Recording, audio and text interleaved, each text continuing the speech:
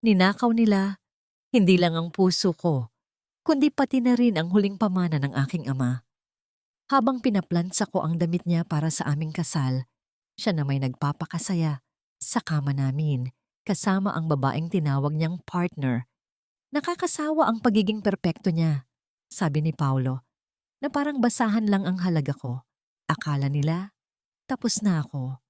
Pero mula sa kadilimang ito, babangon ang Clarissa na hindi nila nakilala, handang maningil. Kaya ba nilang harapin ang impyernong nilikha nila? Nakakasawa na ang pagiging perpekto ni Clarissa, babe. Masyado siyang mabait, masyadong maasikaso, hanggang sa puntong nakakasakal na. I'm just marrying her for the grand heritage. Isang pirma lang. At sa atin na ang lahat ng pinaghirapan ng tatay niya. Ang boses ni Paulo ay malamig at puno ng pagkabagot. Tila ba ang babaeng tinutukoy niya ay isang lumang kagamitan lamang na balak na niyang idispensa. Sa loob ng madilim na walk-in closet, nakatayo si Clarissa Montenegro, tila isang ribultong unti-unting nagkakadurog-durog sa bawat salitang kanyang naririnig. Sa kanyang mga kamay ay mahigpit niyang hawak ang isang puting polo na dumaan sa ilalim ng mainit na plansa ng 3 beses kaninang umaga dahil gusto niyang magmukhang kagalang-galang ang kanyang mapapangasawa sa kanilang huling hapunan bago ang kasal.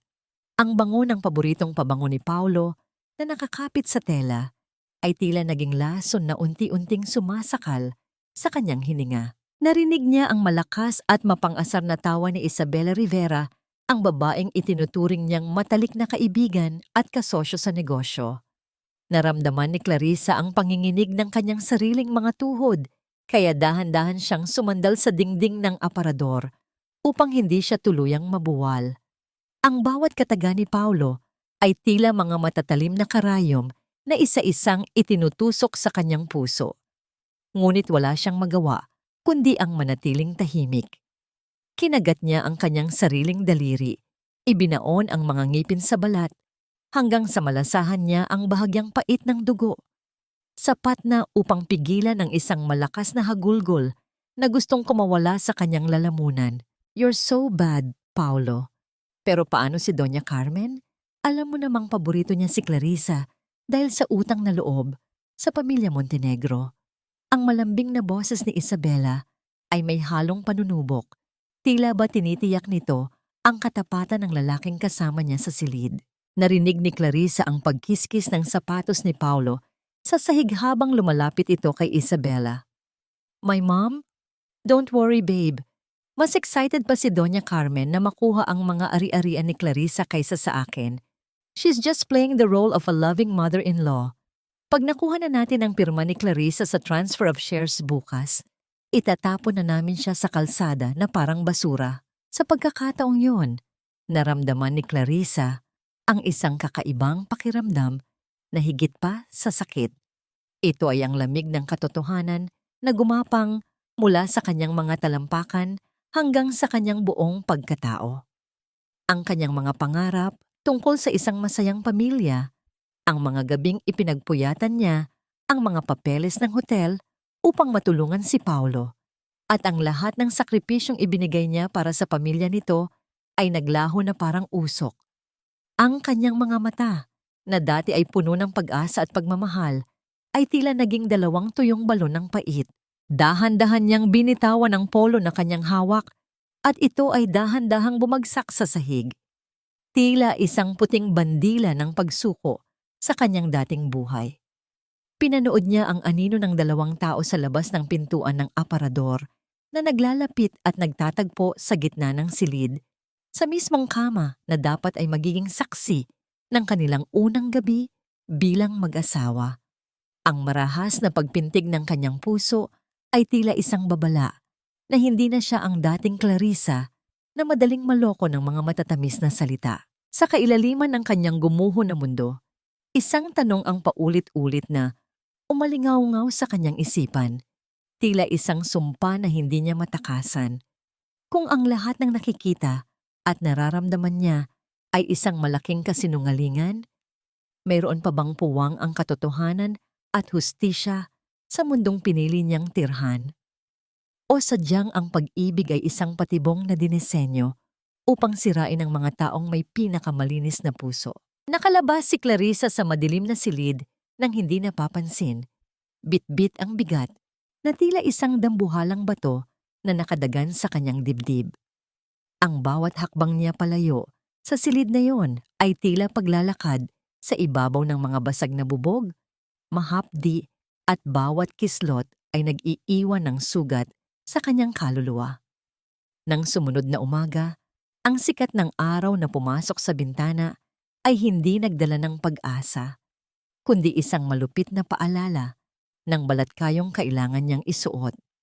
Pinanood niya ang kanyang sarili sa salamin habang maingat na naglalagay ng kolorete upang itago ang namamagang mga mata. "Good morning, sweetheart. Bakit parang hindi ka nakatulog?" Ang boses ni Paulo ay malambing, puno ng huwad na pag-aalala habang niyayakap siya nito mula sa likuran. Naramdaman ni Clarissa ang paninigas ng kanyang buong katawan. Ang halik nito sa kanyang pisngi ay tila haplos ng isang malamig na ahas. "I'm just stressed about the wedding, Paulo. Marami pa kasing kailangang ayusin sa hotel." Tugon niya, pilit na pinatitibay ang kanyang boses kahit na ang bawat himaymay ng kanyang puso ay sumisigaw sa pandidiri. "Don't overwork yourself, babe. Kaya ko namang ituloy ang mga transaksyon kahit wala ka muna doon. Trust me, okay?" Ang mga salitang ito, na dati ay nagpapagaan ng kanyang loob, ay tila mga babala na ngayon ng isang nakatagong patibong. Bago pa siya makasagot, ang tunog ng mabibigat na hakbang sa pasilyo ay nagpabago sa timpla ng hangin. Pumasok si Doña Carmen, ang ina ni Paulo, na ang hitsura ay tila isang reyna na handang magbigay ng hatol. Ang kanyang mga mata ay mabilis na lumibot sa silid bago tumitig ng matalim kay Clarissa. "Clarissa, iha, bakit hanggang ngayon ay hindi pa ayos ang mga kailangang bayaran para sa catering? Alam mo namang napaka-importante ng okasyong ito para sa reputasyon ng pamilya Santos. Ayaw kong mapahiya tayo sa mga bisita." Panimula ng matanda. Ang tono ng boses ay may halong awtoridad na hindi matatanggihan. "Mama, inaayos ko na po. Medyo nagkaroon lang ng aberya sa cash flow ng hotel dahil sa mga bagong renovations." Mahinahong paliwanag ni Clarissa. Agad na nagbago ang anyo ni Doña Carmen. Ang kanyang mukha ay nagpakita ng isang mapait na pait at ang kanyang boses ay naging mas matalim pa kaysa sa talim ng kutsilyo. "Huwag mong kalilimutan, Clarissa, kung hindi dahil sa amin, baka wala ng Grand Heritage ngayon. Noong nagkasakit ang tatay mo at halos mabaon kayo sa utang, sino ang tumayo sa tabi ninyo? Kami ang nagdugtong ng buhay ng hotel na yan. Utang mo sa amin ang bawat sentimeng tinatamasa mo ngayon." Ang salitang utang na loob ay tila isang kadena na mas humigpit sa leeg ni Clarissa. Alam niya ang katotohanan na ang tulong na ibinigay ng mga Santos noon ay may kalakip na interes na unti-unti nang kumakain sa kanyang pagkatao. Tinitigan niya ang kanyang biyenan at sa likod ng mga matapang na mata nito, nakikita niya ang kasakiman na dati ay itinago ng pagpapanggap. "Opo, Mama, hindi ko po nakakalimutan." Maikli niyang sagot, habang ang kanyang mga kuko ay ibinaon niya sa kanyang sariling palad upang pigilan ang panginginig ng kanyang mga kamay. Nang makaalis ang mag-ina upang mag-almusal, mabilis na nagtungo si Clarissa sa kanyang computer. Ang kanyang puso ay tila isang tambol na mabilis ang pagpalo sa loob ng kanyang dibdib. Binuksan niya ang file ng mga legal na dokumento ng hotel na tanging siya lang ang may access. Ngunit nang makita niya ang pinakahuling pahina ng transfer of shares, ang kanyang hininga ay tila naputol. Doon sa ibaba ng dokumentong nagsasabing isinasaanla ang malaking bahagi ng lupain ng Grand Heritage para sa isang kahina-hinalang pautang ay ang kanyang sariling lagda. Ang mga kurba ng panulat ay eksaktong katulad ng sa kanya. Ngunit alam niyang kailanman ay hindi niya hinawakan ang panulat para sa dokumentong yon. Naramdaman niya ang malamig na pawis na namumuo sa kanyang noo. Ang kanyang sariling pangalan ay ginamit upang itali ang kanyang leeg sa isang kasunduang magpapabagsak sa kanya. Sa sandaling iyon, ang katahimikan ng silid ay tila naging isang malakas na sigaw na nagsasabing wala na siyang kakampi sa bahay na ito.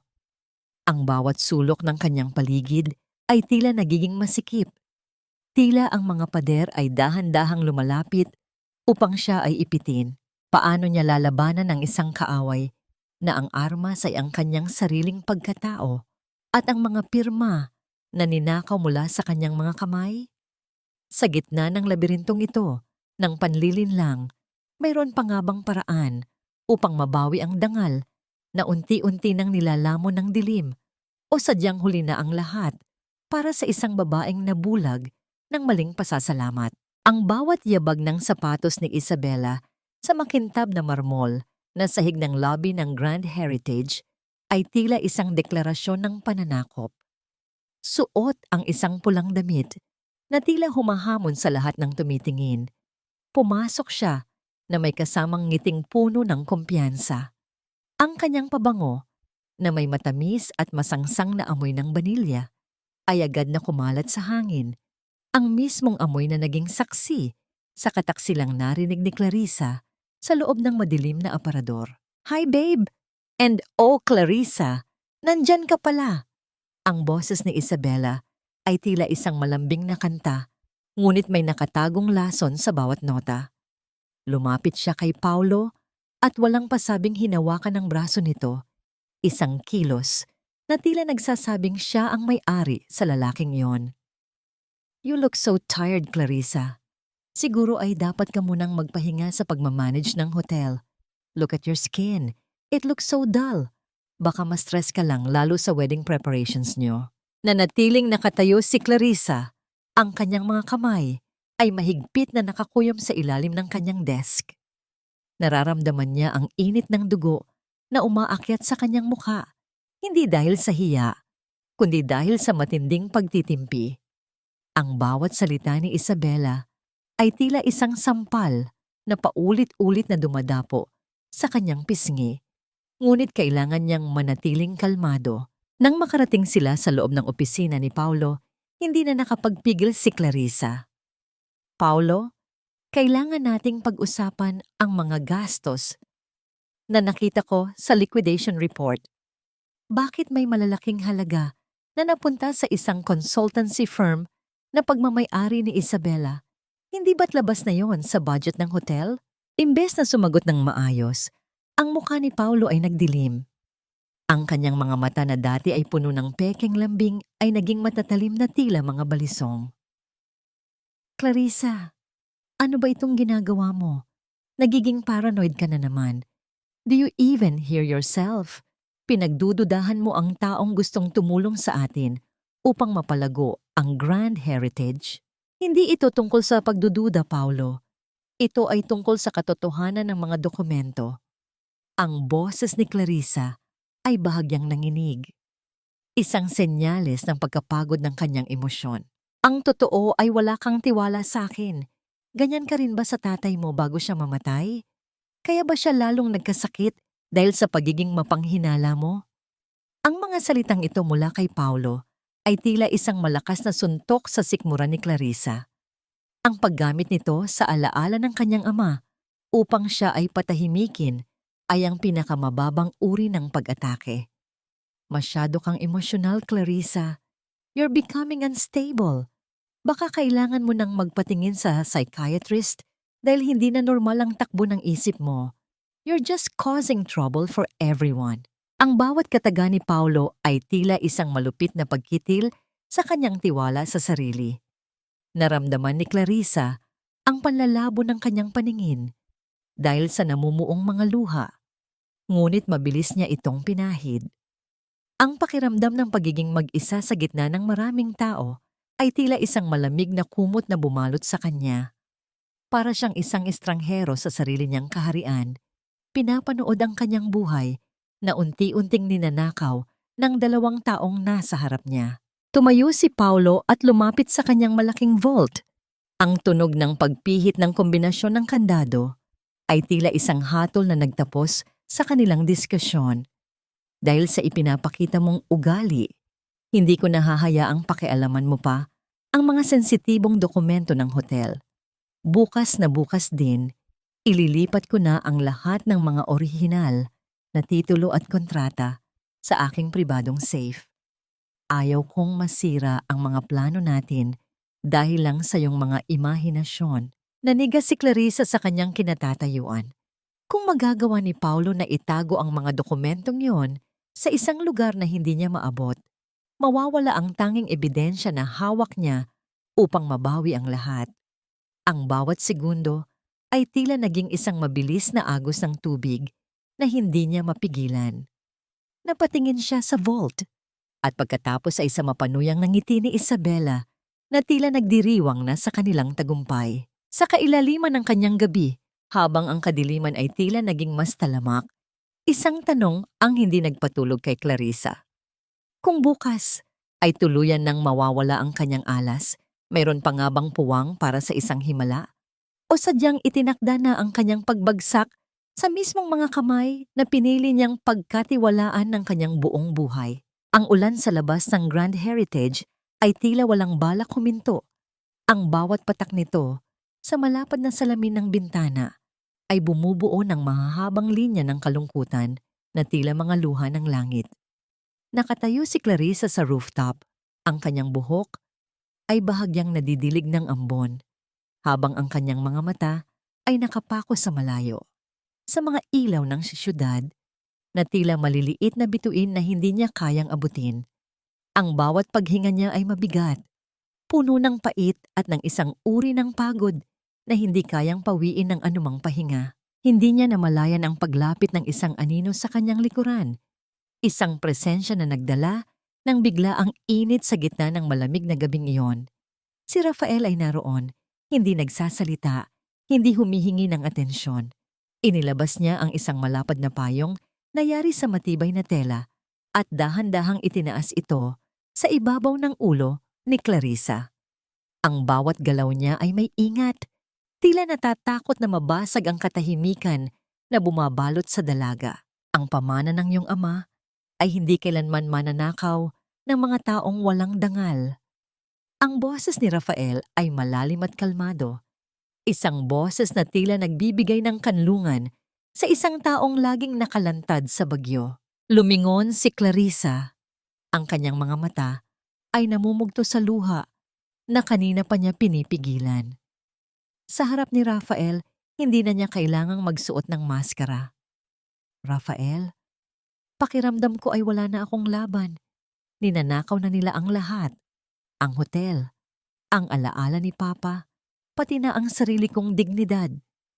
Paano ko pa mababawi ang lahat kung ang mismong lagda ko ay ginagamit na nila laban sa akin? Walang pasabi. Dahan-dahang inilabas ni Rafael ang isang manipis na folder mula sa loob ng kanyang Amerikana at inabot ito kay Clarissa. Sa loob nito ay ang kopya ng mga dokumentong akala ni Clarissa ay ligtas na nakatago sa opisina ni Paulo. Hindi sila ang nagmamay-ari ng katotohanan, Clarissa. May mga mata at tenga ang mga pader sa hotel na ito na hindi nila nakikita. Hinawakan ni Clarissa ang mga papel at sa sandaling iyon, ang kanyang mga daliri ay hindi na nakaranas ng panginginig. Ang pag-asa, gaano man kaliit, ay nagsimulang magliyab sa kanyang dibdib. Tinitigan niya si Rafael at sa unang pagkakataon, matapos ang mahabang panahon, nakakita siya ng isang taong tunay na nakakakita sa kanya. Hindi bilang isang tagapagmana o bilang isang kasintahan, kundi bilang isang babaeng may kakayahang bumangon. Bakit mo ginagawa ito, Rafael? Ang mahina niyang tanong, habang ang liwanag mula sa mga ilaw ng syudad ay sumasalamin sa kanyang mga mata. Hindi sumagot si Rafael ng direkta. Tumingin lang siya sa malayo. Ang kanyang mukha ay tila nakaukit sa isang paninindigan na hindi matitinag. Dahil ang hustisya ay hindi lamang isang konsepto sa loob ng korte. Ito ay isang obligasyon na dapat nating tuparin para sa mga taong hindi na kayang lumaban para sa kanilang sarili. Sa ilalim ng payong, Ang distansya sa pagitan nila ay tila naglaho, napalitan ng isang pangunawa na hindi na kailangan ng maraming salita. Ang bawat sandali ay naging saksi sa isang koneksyon na unti-unting bumubuo, isang uri ng pagkakaibigan na puno ng paggalang at ng isang lihim na pangako ng proteksyon. Hindi humawak si Rafael sa kanya, hindi siya niyakap, ngunit ang presensya nito ay sapat na upang maramdaman ni Clarissa na hindi na siya nag-iisa sa kanyang pakikipaglaban. Habang pinapanood niya ang pagbagsak ng ulan sa labas ng payong, naisip ni Clarissa ang susunod na mangyayari. Mayroon lamang silang 2 araw bago tuluyang itago ni Paulo ang lahat ng ebidensya sa kanyang pribadong vault. Ang bawat segundo ay tila isang ticking na orasan na nagpapaalala sa kanya na ang oras ay hindi kakampi. Ngunit sa tabi ni Rafael, ang takot na dati ay bumabalot sa kanyang pagkatao ay unti-unting napalitan ng isang malamig na determinasyon. Sa gitna ng gabing iyon, habang ang ulan ay patuloy na humahampas sa paligid, isang tanong ang nananatiling nakaukit sa kanyang isipan. Kung ang pagkakaibigan nila ang siyang magiging daan para sa kanyang kalayaan, paano niya matitiyak na ang damdaming unti-unting sumisibol sa kanyang puso ay hindi rin magiging sanhi ng panibagong sugat sa kanyang pagkatao? Ang hapagkainan sa mansyon ni Doña Carmen ay puno ng mga marangyang putahe, ngunit para kay Clarissa, ang bawat amoy ng pagkain ay tila isang nakakasakal na usok.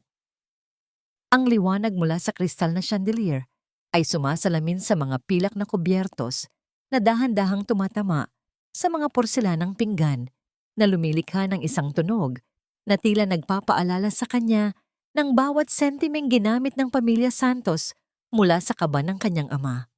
Sa tabi ni Paulo ay nakaupo si Isabela na tila isang reynang bisita, suot ang kanyang mapanuyang na ngiti habang nakikipagpalitan ng tawa sa matandang babae. You know, Isabela, napakasarap mong kasama. Hindi katulad ng iba rito na parang laging may bitbit na ulan sa mukha. Panimula ni Doña Carmen, ang kanyang mga mata ay nanunuya habang nakatingin kay Clarissa. Mabuti pa itong si Isabela, Paulo. She is sophisticated, may sariling pera, at higit sa lahat, alam kung paano pahalagahan ang ating antas sa lipunan.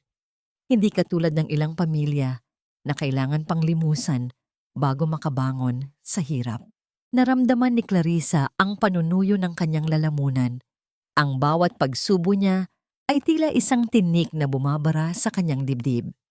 Ang pagbanggit sa kahirapan ng kanyang pamilya noon ay isang bukas na sugat na pilit na binuburaan ng asin ng kanyang biyenan. Humigpit ang kapit niya sa tinidor hanggang sa mamuti ang kanyang mga buko-buko ng daliri. Ngunit nanatili siyang nakayuko. Mama, please. Clarissa is trying her best as. Ang boses ni Paulo ay walang laman. Tila isang obligasyong kailangang sabihin, ngunit walang halong malasakit. Trying her best? Paulo, look at her. Mula nang mamatay ang tatay niya, naging palamuti na lang siya sa hotel. She's lucky we are still pushing through with the wedding. Kung hindi dahil sa utang na loob natin sa alaala ng tatay niya, baka matagal na natin siyang ibinalik sa kalsada. Patuloy ni Doña Carmen, ang boses niya ay naging mas matalim pa kaysa sa kutsilyong ginagamit niya sa karne. Sa gitna ng mabigat na katahimikan, ang pagdating ng isang kasambahay na nag-anunsyo ng isang bisita ay nagpabago sa daloy ng hangin. Pumasok si Rafael, bitbit ang isang katad na folder at ang kanyang karaniwang seryosong mukha. Ang kanyang presensya ay tila isang malamig na simoy ng hangin na nagpatahimik sa mainit na tensyon sa silid. Good evening, Doña Carmen. Paumanhin sa aking pag-abala sa inyong hapunan. May mga legal na dokumento lamang akong kailangang ipaliwanag kay Clarissa para sa hotel. Ang boses ni Rafael ay puno ng awtoridad at galang. Ngunit ang kanyang mga mata ay agad na humanap sa kinaroroonan ni Clarissa. Sa isang iglap, tila nagkaroon ng proteksyon ang paligid ng dalaga. Naupo si Rafael sa bakanting upuan sa tapat ni Clarissa. Nang subukan ni Doña Carmen na muling magbitiw ng masasakit na salita, Tungkol sa pamamalakad sa hotel, mahinahong sumingit si Rafael. Sa katunayan, Doña Carmen, ang Grand Heritage ay nananatiling matatag dahil sa mga pundasyong iniwan ng ama ni Clarissa. Ang kanyang pangitain ang nagligtas sa hotel na ito mula sa mga maling desisyon ng mga taong hindi nakakaunawa sa tunay na halaga ng serbisyo. Isang saglit na katahimikan ang namayani. Ang matandang babae ay tila nabulunan sa sarili niyang kayabangan. Sa ilalim ng mesa, naramdaman ni Clarissa ang pagpatak ng kanyang sariling pawis dahil sa kaba. Ngunit sa isang pagkakataon, nang aksidenteng mahulog ni Rafael ang kanyang serbinyeta, ang kanilang mga paningin ay nagtagpo sa ilalim ng hapag. Nakita ni Clarissa ang banayad na pagtango ni Rafael, isang maliit na senyas na nagsasabing, "Narito ako. Hindi ka mag-iisa." Ang simpleng pagkilos na yon ay nagdala ng isang kislap ng init sa kanyang puso. Isang pakiramdam ng pagpapahalaga na matagal na niyang kinalimutan. Matapos ang hapunan, habang ang lahat ay abala sa pakikipag-usap sa sala, lumabas si Clarissa sa veranda upang huminga ng sariwang hangin. Ngunit bago pa siya makalayo, narinig niya ang mahinang bulong ni Paulo sa likod ng malalapad na kurtina ng library. "I-ready mo na ang mga gamit bukas ng gabi, Isabela. Sisiguraduhin nating wala nang matitirang ebidensya sa warehouse. Kapag natupok ng apoy ang mga lumang kontrata ng Grand Heritage, wala nang magagawa si Clarissa kundi sumunod sa lahat ng gusto ko." Ang boses ni Paulo ay puno ng malupit na determinasyon. Naramdaman ni Clarissa ang paghinto ng pintig ng kanyang puso. Ang amoy ng usok ng sigarilyo ni Paulo ay tila naging isang masamang pangitain ng nagbabagang warehouse. Ang bawat salita nito ay tila isang hatol na susunog hindi lamang sa mga papel, kundi sa huling pagkakataon niyang makuha ang katarungan. Nakatayo siya sa dilim. Ang kanyang anino ay humahaba sa sahig ng beranda. Kung bukas ay tuluyan ng maglalaho ang kanyang tanging alas, mayroon pa nga bang puwang para sa kanyang tagumpay? O sadyang ang apoy na binabalak ni Paulo ang siyang huling tatapos sa kanyang pangarap at sa lahat ng alaala ng kanyang ama? Ang katahimikan ng madaling araw sa lumang gusali ng Grand Heritage ay tila isang mabigat na kumot na bumabalot sa bawat sulok ng warehouse. Sa ganitong oras, ang hangin ay amoy alikabok at lumang papel, mga labi ng mga pangarap ng kanyang ama na tila unti-unti nang nilalamon ng limot.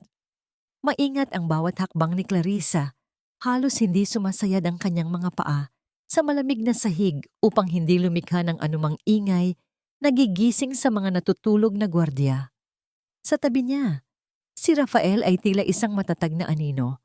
Ang kanyang bawat galaw ay puno ng kalkulasyon at proteksyon. Ang tanging liwanag na tumatanglaw sa kanila ay ang manipis na sinag mula sa isang maliit na flashlight. Ang bawat pagtama ng ilaw sa mga nagtataasang estante ay nagpapakita ng mga kahon na puno ng kasaysayan ng hotel. Nanginginig ang mga kamay ni Clarissa habang binubuklat ang mga naninilaw na dokumento. Ang bawat paglipat niya ng pahina ay lumilikha ng mahinang kaluskos na tila ba bumubulong sa kanya ang mga alaala ng kanyang ama, nagmamakaawang huwag hayaang muling mabura ang katotohanan. "Rafael, wala rito. Puro mga lumang resibo lang ang nakikita ko." Bulong ni Clarissa, ang kanyang boses ay puno ng kaba at pagod. Naramdaman niya ang panginginig ng kanyang buong katawan habang ang oras ay patuloy na tumatakbo laban sa kanila. Bago pa man makasagot si Rafael, ang tanging pinagkukunan nila ng liwanag ay unti-unting kumukurap hanggang sa tuluyan itong mamatay. Ang biglaang kadiliman ay tila isang malupit na kaaway na bumalot sa kanila. Sa loob ng ilang sandali, ang tanging naririnig ni Clarissa ay ang mabilis na pagtibok ng kanyang sariling puso na tila isang tambol na nagbababala sa kanyang pandinig. Sa dilim, ang lahat ng kanyang takot ay tila nagkaroon ng buhay. "Clarissa, huwag kang gagalaw. Nandito lang ako." Ang boses ni Rafael ay malapit. Napakalapit na tila nararamdaman ni Clarissa ang banayad na init ng hininga nito sa kanyang noo. Dahan-dahang naramdaman ni Clarissa ang isang kamay na humawak sa kanyang braso, isang haplos, na hindi naghahanap ng anuman, kundi ang magbigay ng lakas. Ang paghawak ni Rafael ay matatag at puno ng paggalang, sapat na upang mapawi ang panlalamig ng kanyang mga kalamnan. Sa gitna ng kadilimang iyon, tila naging mas matalas ang lahat ng kanyang pakiramdam. Ang amoy ng malinis na sabon at ang kaisipang may isang taong handang sumama sa kanya sa panganib ay nagdulot ng isang kakaibang init sa kanyang dibdib. Isang pakiramdam na matagal na niyang kinalimutan. Sa piling ni Paulo, "I'm here, Clarissa. Don't be scared. We're in this together." Mahinang dagdag ni Rafael, ang kanyang tinig ay tila isang angkla sa gitna ng malakas na alon. Muling sumindi ang ilaw nang ayusin ni Rafael ang baterya ng flashlight. Ang sinag nito ay tumama sa isang itim na folder na nakatago sa pinakailalim ng isang lumang cabinet. Mabilis itong kinuha ni Clarissa at nang buksan niya ito, ang kanyang hininga ay tila napatigil. Naroon ang mga orihinal na kontrata ng Grand Heritage, ang mga dokumentong nagpapatunay na ang pagpirma ni Paulo sa pautang ay walang pahintulot ng board at ang pirma ni Clarissa ay isang huwad na kopya lamang. Ang tinta ng mga dokumento ay tila naging isang armas na handa niyang gamitin upang bawiin ang kanyang buhay. "Nahanap natin, Rafael. Nahanap natin." Ang sabi ni Clarissa, ang kanyang mga mata ay nagniningning sa ilalim ng ilaw, hindi lamang dahil sa luha, kundi dahil sa isang bagong silang na pag-asa. Mabilis silang lumabas ng warehouse, tinatahak ang madidilim na pasilyo ng hotel patungo sa parking lot. Ngunit nang makarating sila sa loob ng sasakyan ni Rafael, biglang nagliwanag ang screen ng cellphone ni Clarissa sa loob ng kanyang bag. Ang liwanag nito ay tila isang babalang sumasampal sa kanyang mukha. Sa gitna ng katahimikan, binuksan ni Clarissa ang mensahe at ang bawat salita ay tila isang malamig na tubig na ibinuhos sa kanyang buong pagkatao. Ang mensahe ay galing kay Paulo. "Clarissa, asan ka? I'm here in front of your bedroom door. Bakit hindi ka sumasagot? We need to talk about the wedding plan. Now." Ang katahimikan sa loob ng sasakyan ay naging nakabibingi. Napatingin si Clarissa sa orihinal na kontratang hawak niya at pagkatapos ay sa screen ng kanyang phone. Ang panganib na akala niya ay naiwan na nila sa warehouse ay tila naghihintay na sa kanya sa mismong pintuan ng kanyang silid. Kung bukas ay balak sunugin ni Paulo ang lahat, bakit ngayon pa siya naroroon? At paano ipapaliwanag ni Clarissa ang kanyang pagkawala sa gitna ng malalim na gabi? Ang bawat segundo sa loob ng sasakyan ni Rafael ay tila isang kumpas ng kamay ng orasan na bumabaon sa balat ni Clarissa. Ang malamig na liwanag mula sa screen ng kanyang cellphone ay nagbibigay ng asul na anag-ag sa kanyang mukha na sa sandaling iyon ay tila porselanang malapit ng mabitak. Hindi niya maalis ang paningin sa pangalan ni Paulo na kumukurap sa screen, isang babala na ang kanyang mundong itinatago ay malapit ng mabangga sa malupit na realidad. "Clarissa, makinig ka sa akin." Ang boses ni Rafael ay mahinahon, tila isang malalim na lawa na hindi natitino ng bagyo. Hindi niya inalis ang paningin sa kalsada, habang mabilis ngunit maingat na binabaybay ang daan pabalik sa mansyon. "Huwag kang magpapakita ng takot. Ang takot ang tanging armas na ginagamit niya laban sa'yo. Isipin mo ang folder na hawak mo. Isipin mo ang katarungan para sa iyong ama." Humigpit ang kapit ni Clarissa sa itim na folder na nakapatong sa kanyang kandungan. Ang gasgas na balat nito ay nagpapaalala sa kanya na mayroon siyang sandata. Ngunit ang kanyang puso ay tila isang maliit na ibon na walang tigil sa pagpagpag ng pakpak sa loob ng isang masikip na hawla. Paano kung mahalata niya, Rafael?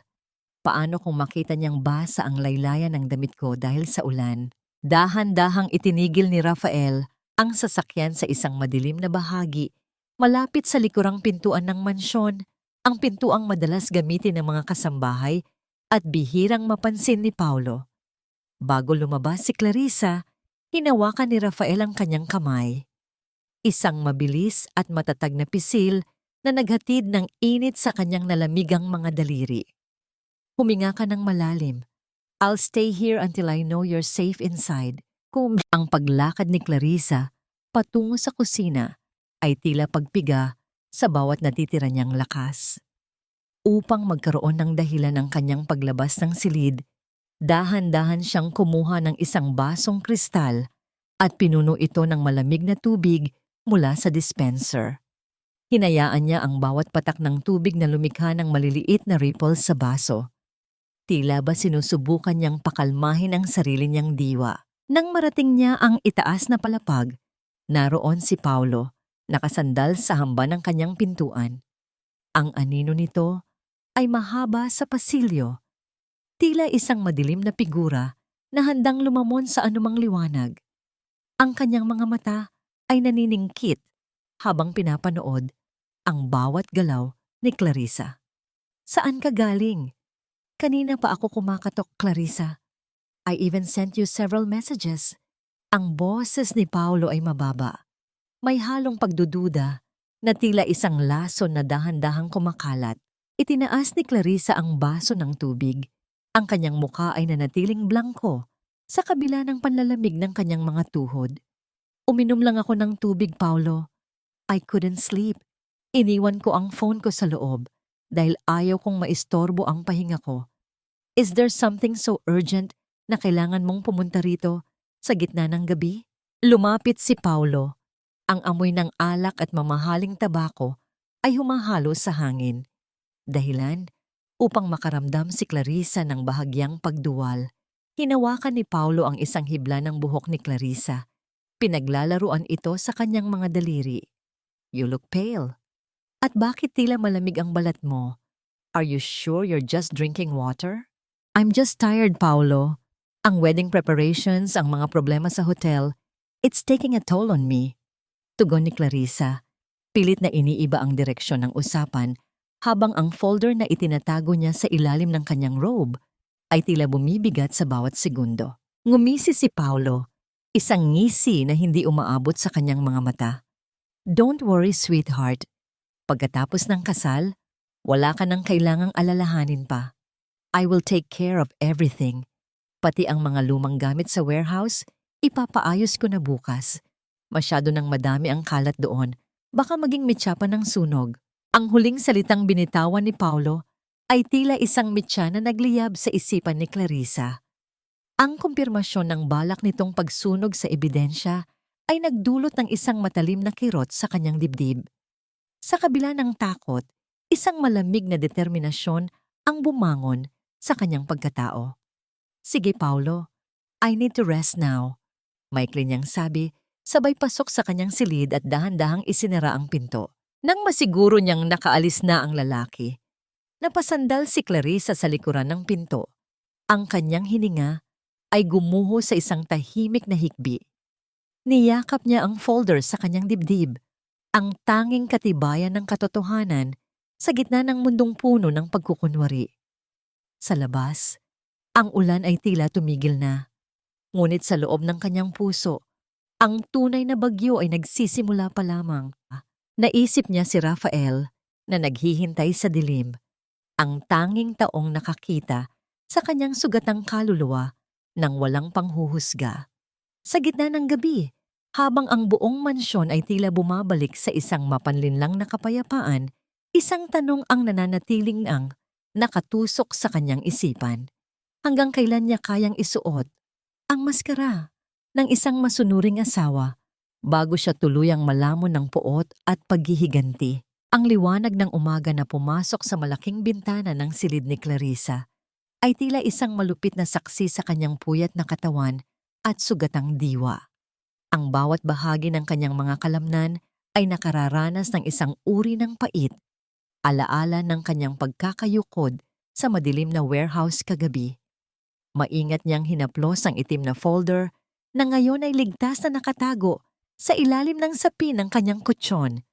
Ang tanging bagay na nagbibigay sa kanya ng lakas upang harapin ang panibagong araw ng pagkukunwari. Sa hapag ng almusal, ang kapaligiran ay tila isang entablado ng isang marangyang dula. Ang bawat marahang pagtama ng porselanang tasa sa platito ay lumilikha ng isang matalas na tunog na tila humihiwa sa katahimikan. Naroon si Doña Carmen, maingat na humihigop ng kanyang kape habang ang kanyang mga mata ay tila naghahanap ng anumang butas sa balat-kayo ni Clarissa.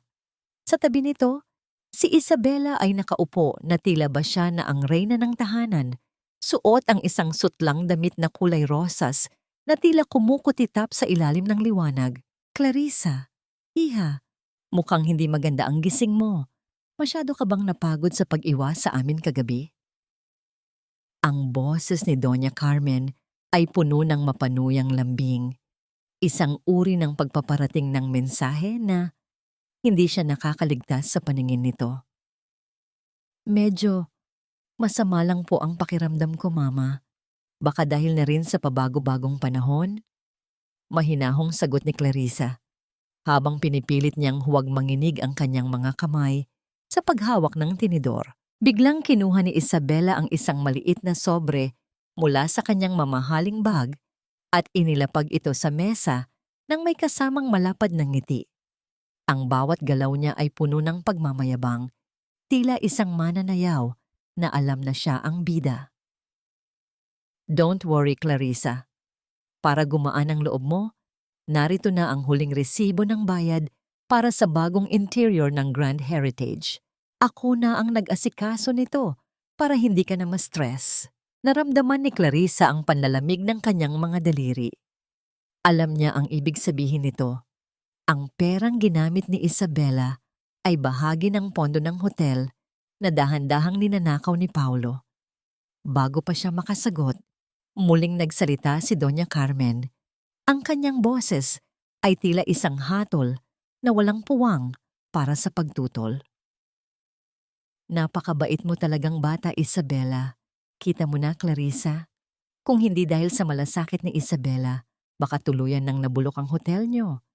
Isabela even helped me settle a very old debt na matagal nang gumagambalas sa pamilya Santos. Utang na loob namin sa kanya ang katahimikan ng aming dangal.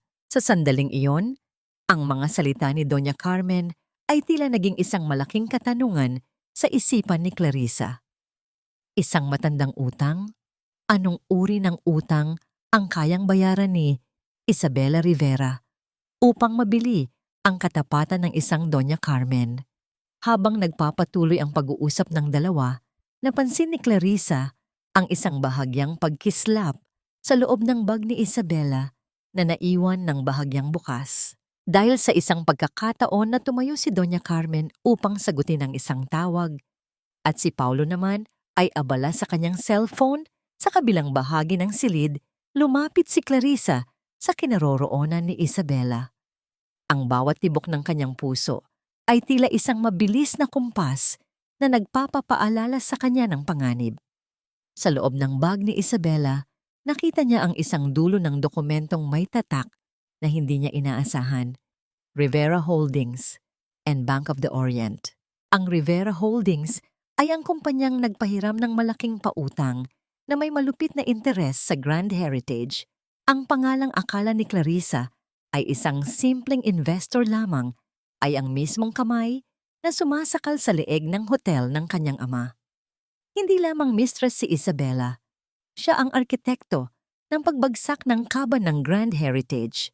Ang bawat tulong na ibinibigay nito ay tila isang dahan-dahang paghila sa pisi na magpapabagsak sa kanila sa hukay. May kinukuha ka ba, Clarissa? Ang boses ni Isabela ay biglang narinig mula sa likuran, malamig at puno ng panunubok. Mabilis na iniurong ni Clarissa ang kanyang kamay, ang kanyang hininga ay tila naging isang manipis na hibla ng hangin. Lumingon siya nang may kasamang pilit ng ngiti habang nararamdaman ang panginginig ng kanyang mga tuhod. Wala, Isabela. Akala ko lang ay nahulog ang iyong lipstick. Tumitig si Isabela ng matagal. Ang kanyang mga mata ay naniningkit. Tila ba sinusubukang basahin ang bawat iniisip ni Clarissa. Be careful, Clarissa. Ang pagiging mausisa ay minsan nagdadala ng kapahamakan. Just focus on being a beautiful bride. I'll take care of the heavy stuff. Nang makaalis si Isabela, naiwan si Clarissa na nakatayo sa gitna ng marangyang silid. Pakiramdam niya ay lalong sumikip ang hawlang kinapapalooban niya. Ngunit sa likod ng takot, may isang bagong kaalaman na nagsilbing mitya ng kanyang galit. Ngayon ay alam na niya ang tunay na mukha ng kaaway. Si Isabela Rivera ay hindi lamang isang babaeng pumatol sa may asawa. Siya ang laso na dahan-dahang pumapatay sa huling alaala ng kanyang ama. Sa kailaliman ng kanyang gabi, habang muli siyang humihiga at nakikinig sa katahimikan ng mansyon, isang tanong ang hindi nagpatahimik sa kanya. Kung si Isabela ang nagmamay-ari ng utang ng pamilya Santos, ibig bang sabihin ay matagal na ring ibinenta ni Paulo ang kanyang sariling ina para lamang sa yaman? At sa gitna ng labirintong ito ng kataksilan, mayroon pa nga bang puwang para sa isang wagas na pag-ibig o sadyang ang lahat ng tao sa paligid niya ay may kanya-kanyang presyo para sa kanilang kaluluwa? Ang bawat paghinga ni Clarissa ay tila isang pagsisikap na hanguin ang sarili mula sa ilalim ng isang malalim na dagat ng kawalan. Ang pagtuklas na si Isabela Rivera ang nasa likod ng Rivera Holdings ay tila isang huling piraso ng puzzle na bumuo sa larawan ng kanyang kapahamakan. Nakatayo siya sa gitna ng maliit na hardin sa likod ng hotel, ang lugar kung saan madalas maupo ang kanyang ama noong nabubuhay pa ito upang pagmasdan ang paglubog ng araw. Ang amoy ng mga basang sampagita ay humahalo sa malamig na simoy ng gabi. Nagdadala ng mga gunitang tila mga haplos ng isang multo sa kanyang balat. Hindi nagtagal, narinig niya ang marahang pagtapak ng mga sapatos sa damuhan, isang pamilyar at matatag na ritmo na nagbigay ng bahagyang kapanatagan sa kanyang nanginginig na puso. Dumating si Rafael, suot ang kanyang madilim na Amerikana na tila naging tanging kanlungan ni Clarissa sa gitna ng nagngangalit na bagyo ng kataksilan. Rafael, it's worse than we thought. Hindi lang siya Mistress Rafael, si Isabela. Siya ang may-ari ng utang ng pamilya Santos. She's Rivera Holdings. Ang boses ni Clarissa ay halos isang bulong, puno ng hinagpis at pagkabigla. Huminto si Rafael sa kanyang tabi. Ang kanyang presensya ay tila isang pader na humaharang sa malupit na hangin. Tinitigan niya si Clarissa ng may malalim na pag-unawa. Ang kanyang mga mata ay nagniningning sa ilalim ng malamig na liwanag ng buwan. I suspected it, Clarissa. Ang bilis ng pagpasok ng kapital sa hotel ay hindi normal. Ginamit nila ang kahinaan ni Paulo at ang kasakiman ni Doña Carmen upang itali ang Grand Heritage sa isang kontratang hindi nyo kayang bayaran. Naramdaman ni Clarissa ang panlalambot ng kanyang mga tuhod. Napahawak siya sa malamig na sandalan ng bangko. Ang kanyang mga daliri ay tila nawalan ng init. So wala na talagang paraan. Paulo sold me. He sold his mother. And he sold my father's legacy for a woman who is essentially his boss. Dahan-dahang lumapit si Rafael. Sa isang pagkakataong tila tumigil ang pag-ikot ng mundo, hinubad niya ang kanyang Amerikana at maingat na isinampay ito sa mga balikat ni Clarissa. Ang init na nagmumula sa tela na may bahagyang amoy ng kanyang paboritong sandalwood ay tila isang yakap na nagpatahimik sa panginginig ng dalaga. Hinayaan ni Rafael na manatili ang kanyang kamay sa balikat ni Clarissa ng ilang segundo. Isang tahimik na pangako na hindi niya ito bibitawan. May paraan pa, Clarissa. The more they feel they are winning, the more they become careless. Ang pagmamay-ari ni Isabela sa Rivera Holdings ay isang double-edged sword. It's a conflict of interest na maaari nating gamitin sa korte upang ipawalang bisa ang mga kontrata. Paliwanag ni Rafael, ang kanyang boses ay malapit sa tenga ni Clarissa, mababa at puno ng katiyakan na nagdulot ng kakaibang kislap ng pag-asa sa dibdib ng dalaga. Tumingala si Clarissa at nagtagpo ang kanilang mga paningin. Sa sandaling iyon, ang takot ay tila bahagyang napawi ng isang damdaming hindi niya maipaliwanag. Isang uri ng kilig na hindi nakabatay sa mababaw na salita, kundi sa lalim ng katapatan at proteksyon. Bakit ka nananatili sa tabi ko, Rafael? You could lose your career if Paulo finds out you're helping me. Isang tipid na ngiti ang sumilay sa mga labi ni Rafael. Isang ngiting tila nagmula sa kailaliman ng kanyang kaluluwa. Dahil ang tunay na halaga ng isang tao ay hindi nasusukat sa kanyang tagumpay, kundi sa kung sino ang pinipili niyang ipaglaban sa oras ng kagipitan. At ikaw, Clarissa, ikaw ang tanging laban na hinding-hindi ko susukuan. Ang mga salitang iyon ay tila isang awit na nagpagaling sa ilang bahagi ng sugatang puso ni Clarissa.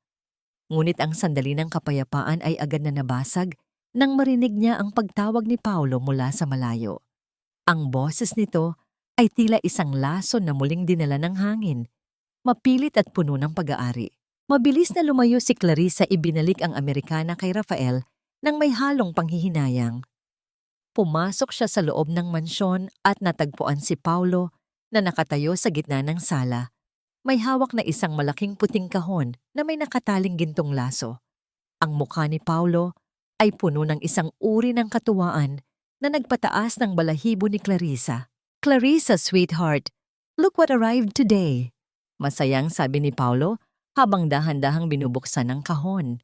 Inilabas niya ang isang marangyang wedding dress, puno ng mga kristal at mamahaling lace na tila kumikinang sa ilalim ng liwanag ng chandelier. "Ito ang isusuot mo sa susunod na linggo, ang simbolo ng ating pagsasama at ang bagong simula ng Grand Heritage sa ilalim ng aking pamamahala." Tinitigan ni Clarissa ang puting damit na sa kanyang paningin ay tila isang marangyang shroud o telang pamburol para sa kanyang kalayaan. Ang bawat kristal dito ay tila mga mata ng mga taong nagtaksil sa kanya. Habang hinahaplos ni Paulo ang tela ng may kasakiman, naramdaman ni Clarissa ang isang matinding hapdi sa kanyang lalamunan. "Bagay na bagay ito sa'yo, Clarissa. Perfect for a perfect bride." Dagdag ni Paulo, ang kanyang boses ay tila isang bulong ng demonyo habang inilalapit ang damit sa katawan ni Clarissa. Nakatayo si Clarissa, hindi makagalaw, habang ang anino ng kasal ay dahan-dahang lumalamon sa kanyang buong pagkatao. Sa likod ng kanyang isipan, naririnig pa rin niya ang pangako ni Rafael sa hardin. Ngunit sa harap ng puting damit na ito, ang tanong ay tila mas lalong naging matalim. Hanggang kailan siya makakatagal sa pagsuot ng puting maskarang ito bago ang apoy ng katotohanan ay tuluyang tumupok sa lahat ng kanyang natitirang lakas? Ang bawat kristal na nakatahi sa marangyang gown na nakabalandra sa harap ni Clarissa ay tila mga nanunuya at malalamig na mata na nakatingin sa kanyang kaluluwa. Ang puting tela ay napakakinang, napakaperpekto, ngunit para sa kanya, ito ay tila isang malapad na telang pamburol na nakatakdang lumingkis sa kanyang huling hininga ng kalayaan. Habang hinahawakan ni Paulo ang mahabang belo, ang bawat haplos nito sa kamay ng lalaki ay lumilikha ng mahinang tunog ng pagkiskis ng lace na tila isang babala ng paparating na panganib. "Isukat mo na ito, Clarissa. I want to see how my beautiful bride looks before the big day." Ang boses ni Paulo ay malambing, ngunit may nakatagong awtoridad na hindi tumatanggap ng pagtanggi. Sa gilid ng silid, pumasok si Doña Carmen kasunod si Isabela. Ang dalawang babae ay tila mga buwitring naghihintay sa kanilang biktima. Ang matandang babae ay lumapit at hinawakan ang panga ni Clarissa. Tinitingnan ang kanyang mukha na tila ba tinitiyak kung ang kalidad ng kanyang balat ay sapat para sa imaheng gusto nilang ipakita sa publiko. "Dapat kang magpasalamat, Clarissa. Isabella spent so much time choosing the best designer for you. Ang suwerte mo dahil kahit hindi mo na kaya ang ganitong karangya, dahil sa mga utang ng hotel nyo, narito ang pamilya Santos para sagipin ang dangal mo." Ang boses ni Doña Carmen ay puno ng kaplastikan. Bawat salita ay may layuning ipaalala kay Clarissa ang kanyang pagkakautang. Napilitan si Clarissa na isukat ang damit. Sa loob ng fitting room, habang tinutulungan siya ng isang assistant, Ang pakiramdam ng corset na hinihigpitan sa kanyang baywang ay tila isang bakal na kamay na sumasakal sa kanyang dibdib. Nahihirapan siyang huminga, hindi dahil sa sikip ng damit, kundi dahil sa bigat ng disenyong binuo ng kanyang mga kaaway. Nang lumabas siya, sinalubong siya ng mapanuring mata ng tatlo. Lumapit si Isabela, kunwari ay inaayos ang pagkakalaylay ng belo sa balikat ni Clarissa.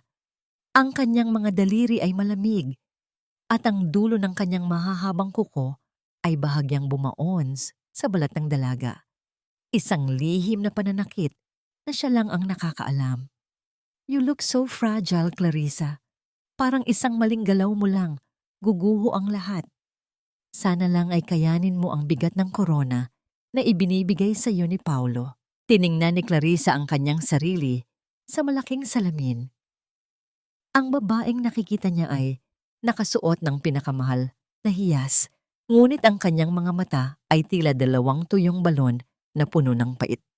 Sa sandaling iyon, ang alaala ng kanyang ama ay biglang sumagi sa kanyang isipan, ang paraan ng paghaplos nito sa kanyang buhok. Noong bata pa siya, ang tapat na pagmamahal na walang hinihinging kapalit. Ang kaibahan ng alaalang iyon sa realidad na kinapapalooban niya ngayon ay tila isang malalim na sugat na muling bumuka. Next week, Clarissa, sa harap ng lahat ng stockholders at media, isusuot mo ito. At doon, sabay nating pipirmahan ang merger ng Grand Heritage at Santos Group. It will be the biggest wedding of the year. Masayang pahayag ni Paulo habang ang kanyang mga kamay ay nakapatong sa balikat ni Clarissa. Inaangkin ang bawat bahagi ng kanyang pagkatao. Naramdaman ni Clarissa ang panginginig ng kanyang mga kalamnan sa ilalim ng mabigat na gown. Ang bawat salita ni Paulo tungkol sa merger ay tila isang hatol ng kamatayan para sa huling pag-asa ng kanyang ama. Sa gitna ng marangyang silid na iyon, sa ilalim ng liwanag ng chandelier na tila naging malalamig na bituin, nakaramdam si Clarissa ng isang matinding pag-iisa. Nang makaalis na ang lahat, naiwan si Clarissa na nakatayo pa rin sa harap ng salamin. Suot ang puting gown na tila naging isang hawla. Dahan-dahan niyang itinaas ang kanyang kamay at hinawakan ang maliit na locket na itinatago niya sa ilalim ng tela. Ang locket na naglalaman ng larawan nila ng kanyang ama. Isang tahimik na luha ang dahan-dahang gumuhit sa kanyang pisngi. Tila isang lamat sa porselanang mukha ng isang perpektong bride. Hanggang kailan niya kayang panindigan ang pagpapanggap na ito?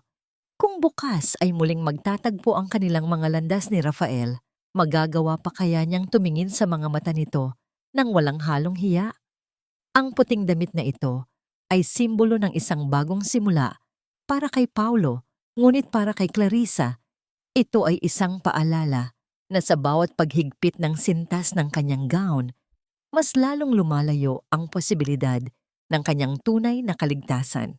Ang huling gabi bago ang nakatakdang pagdiriwang ay tila isang mahaba at madilim na pasilyo na walang katapusan. Sa loob ng kanyang silid, nakaupo si Clarissa sa tapat ng kanyang vanity mirror, ngunit hindi ang kanyang sariling refleksyon ang kanyang pinagmamasdan. Ang kanyang mga daliri ay dahan-dahang humahaplos sa mga pahina ng dokumentong nakuha nila ni Rafael mula sa warehouse. Ang bawat titik at pirma sa mga papel na yon ay tila mga buhay na saksi na handang sumigaw ng katotohanan sa oras na dumating ang tamang pagkakataon. Naramdaman niya ang malamig na pawis sa kanyang mga palad, isang senyales ng kaba na hinaluan ng isang matinding pananabik para sa katarungan. Ang katahimikan ng mansyon ay nabasag ng mahinang tunog ng pagbukas ng pinto sa balcony. Hindi na kailangang lumingon ni Clarissa upang malaman kung sino ang dumating. Ang amoy ng sariwang hangin at ang pamilyar na presensya na nagdadala ng kapanatagan ay sapat na upang malaman niyang naroon si Rafael. Huminto ang lalaki sa kanyang likuran. Ang anino nito ay sumabay sa liwanag ng lampara. Tila isang bantay na hindi kailanman natutulog. Handa na ang lahat, Clarissa. Ang mga orihinal na papeles ay nasa ligtas na kamay na. at ang mga testigo ay handang lumitaw sa sandaling ibigay mo ang hudyat. Ang boses ni Rafael ay mababa, puno ng katiyakan na tila isang matatag na pundasyon sa gitna ng gumigibang mundo. Tumayo si Clarissa at humarap sa kanya. Sa ilalim ng malabo na liwanag, nakita niya ang pag-aalala sa mga mata ni Rafael, isang emosyong hindi kailanman ipinakita sa kanya ni Paulo sa loob ng maraming taon. Salamat, Rafael. Kung hindi dahil sa iyo, baka tuluyan na akong nilamon ng dilim sa bahay na ito. Natatakot ako, pero mas natatakot akong mamatay ang alaala ni Papa nang walang katarungan. Dahan-dahang itinaas ni Rafael ang kanyang kamay, tila nag-aalangan sa simula. Ngunit sa huli, ay marahan niyang hinawakan ang mga daliri ni Clarissa. Ang init ng kanyang palad ay tila isang daloy ng lakas na pumasok sa bawat himaymay ng katauhan ng dalaga. Hindi ka mag-iisa bukas, Clarissa. Sa bawat hakbang mo, sa gitna ng bulwagang iyon, asahan mong naroon ako sa likuran mo. You are the strongest woman I've ever known. At bukas, makikita ng buong mundo ang tunay na ningning ng isang Montenegro. Ang sandaling iyon ay binalot ng isang uri ng katahimikan na hindi nakakasakal, kundi puno ng mga pangakong hindi na kailangang bigkasin pa. Naramdaman ni Clarissa ang isang kakaibang pagpintig sa kanyang dibdib, isang pakiramdam na mas matamis kaysa sa anumang lason na ipinatikim sa kanya ni Paulo. Ito ang tunay na kahulugan ng pag-asa, ang malaman na may isang taong naniniwala sa iyo sa kabila ng iyong mga sugat, ngunit ang kapayapaang iyon ay agad na nabulabog ng malakas na tawanan mula sa ibabang palapag. Ang boses ni Isabela at Paulo ay umalingaw-ngaw sa buong mansyon, tila mga marahas na tunog na humihiwa sa gabi. Nagdiriwang na ang mga kaaway, kampante sa kanilang inaakalang tagumpay. Narinig ni Clarissa ang pagkiskis ng mga baso ng wine sa isa't isa, isang pagpupugay sa isang bukas na akala nila ay kanila. Listen to them, Rafael. Akala nila ay tapos na ang laban. Bulong ni Clarissa. Ang kanyang mga mata ay naniningkit sa determinasyon. Hayaan mo silang magsaya, Clarissa. Ang pinakamatamis na tagumpay ay yaong dumarating sa oras na akala ng kaaway ay nakuha na nila ang lahat.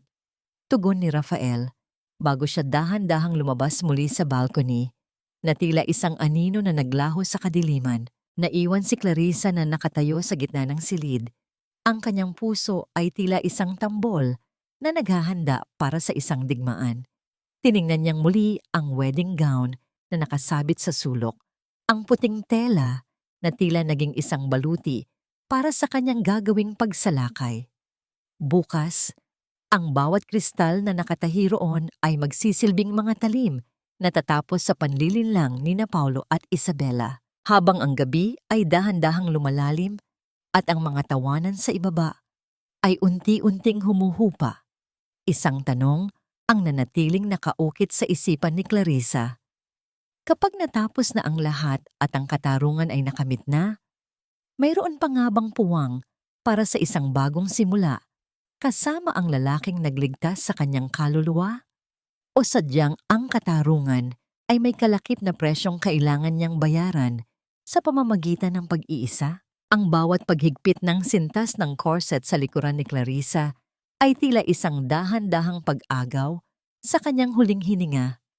Sa harap ng salamin, ang babaeng nakasuot ng puting gown ay tila isang estranghero, isang magandang imahe ng pagtalima na binuo mula sa mga kasinungalingan ni na Paulo at Isabela. Ang marangyang silid ng Grand Heritage Ballroom ay punong-puno na ng mga piling bisita at ang mahinang himig ng mga biolin na nagmumula sa ibaba ay tila isang malungkot na harana para sa isang biktima. Nararamdaman ni Clarissa ang panlalamig ng kanyang mga daliri habang hawak ang isang maliit na clutch bag, kung saan nakatago ang isang digital recorder at ang susi sa kanilang pagkakabunyag. Pumasok si Paulo sa silid, kagalang-galang sa kanyang suot na tuxedo, ngunit ang kanyang mga mata ay naglalayag sa katawan ni Clarissa nang may pag-aaring tila isang manunubok sa kanyang biktima. Lumapit siya at marahang hinaplos ang balikat ng dalaga, isang kilos na nagdulot ng kilabot sa buong katawan ni Clarissa. You look breathtaking, Clarissa.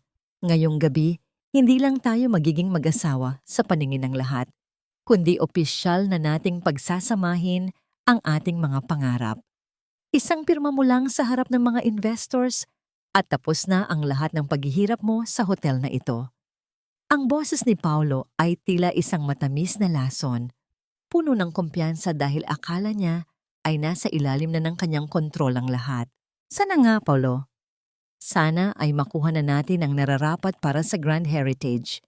Tugon ni Clarissa, ang kanyang boses ay nananatiling matatag sa kabila ng paninikip ng kanyang dibdib. Sa labas ng silid, sinalubong sila ni Doña Carmen at Isabela.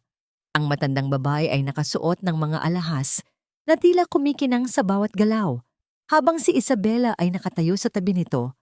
Suot ang isang mapanuyang ngiti na tila nagsasabing siya ang tunay na nagwagi sa labanang ito. Ang bawat hakbang nila patungo sa bulwagan ay tila isang martsa patungo sa isang hukay na sila mismo ang naghuhukay. Nang bumukas ang malalaking pinto ng ballroom, ang lahat ng mata ay nakatuon sa kanila.